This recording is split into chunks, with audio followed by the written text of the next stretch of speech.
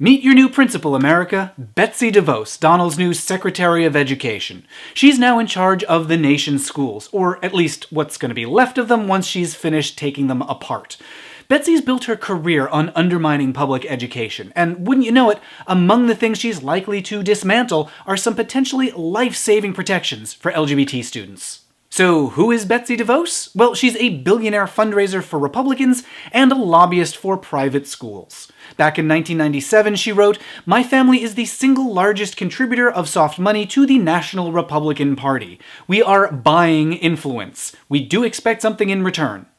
Have you ever heard of the term quid pro quo? Well, don't worry if you haven't. Your kids won't either, because there'll be no one left to teach them. Anyway, her money seems to have been well spent because she managed to influence her way into an administration with a plan to move $20 billion, that's billion with a B, out of public schools where LGBT kids are guaranteed equal access to education and into private schools where they are guaranteed nothing whatsoever. But taxpayers will still have to pay for it. There's no mistaking Betsy's ideological slant. Her family's given upwards of $200 million to groups like the National Organization for Marriage and Focus on the Family, groups that explicitly oppose equality for queer people. And they even promote ex-gay junk science. Some of that money went through a foundation that listed Betsy as vice president, but when asked about it, she said that was a misunderstanding. She has nothing to do with that family foundation. She was simply misidentified as vice president by mistake. For 13 years. That's exactly the kind of rigorous attention to detail that qualifies a person to run the nation's schools. Betsy's also donated hundreds of thousands of dollars to groups opposed to LGBT equality and to ballot amendments to block marriage. In 2004, she gave a speech to the Michigan Republican Convention where she said, "We support marriage between one man and one woman because that is the way God set it up." So how much damage could she do at the Department of Education? A lot. That's because the DOE has an Office of Civil Rights that protects access to education, or at least it does for now, until someone comes along and shuts it down. Focus on the Family, a group that Betsy's foundation has helped prop up, has already demanded that LGBT protections be overturned. And sure enough, during her confirmation hearing, Betsy indicated that certain protections are best taken out of the DOE's hands and instead left to states. That would have a huge, lasting, real-world impact on people's lives. Currently, the Department of Education is bound to listen to people like Wendy Walsh. Her son took his life after relentless bullying in a district that refused to intervene. After she filed a complaint with the Office of Civil Rights, the district was forced to adopt an anti-bullying policy.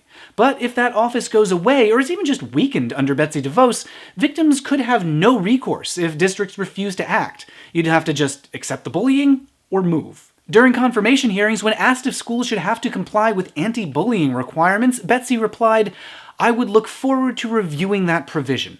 Oh, I bet you would. And what else could Betsy review? Well, under her leadership, the DOE could adopt a position that being gay is a choice or a mental illness. They could make it official policy to discourage homosexuality. They could pull funding from schools that have non-discrimination protection, and they could adopt policies that explicitly encourage bullying. That sounds unbelievable, but it's not hypothetical. It nearly happened in Betsy's home state of Michigan. In 2012, the Senate passed SB 137, a bill that was supposed to prevent bullying, but was amended at the last minute to say it's okay to bully and harass as long as you're motivated by a sincerely held religious belief or moral conviction. The bill passed the Senate exclusively on votes from Republicans whose campaigns were supported by influence buyer Betsy DeVos. Taking protections away from public school students and giving more resources to private religious groups is completely consistent with Betsy's approach to education.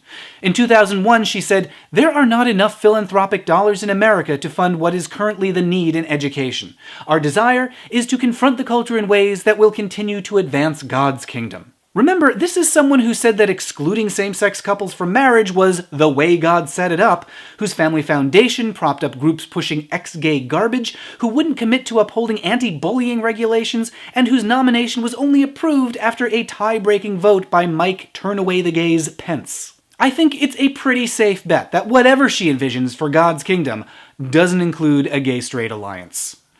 Thanks for watching. Let me know your thoughts in the comments on YouTube and at Matt Baum on Twitter. Check out this video about some of Donald's other awful cabinet appointees and this other one about how to fight back against them. Now, if you'll excuse me, how can I have any pudding if I don't eat my meat?